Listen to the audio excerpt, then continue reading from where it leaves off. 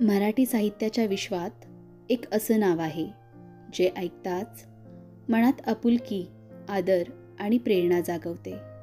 ते नाव म्हणजे गजानन दिगंबर माडगूळकर, म्हणजेच आपले गदिमा. नदी सागरा मिळता पुन्हा येईना बाहेर, नदी सागरा मिळता पुन्हा येईना बाहेर, अशी शाण्यांची म्हण नाही नदीला माहेर.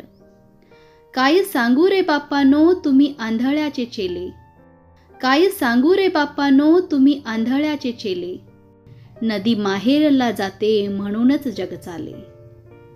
सारे जीवन नदीचे घेतो पोटात सागर, सारे जीवन नदीचे घेतो पोटात सागर, तरी तिला आठवतो जन्म दिलेला डोंगर. डोंगराच्या मायेसाठी रूप वाफेचे घेऊन, डोंगराच्या मायेसाठी रूप वाफेचे घेऊन, नदी तरंगत जाते पंख वाऱ्याचे लावून.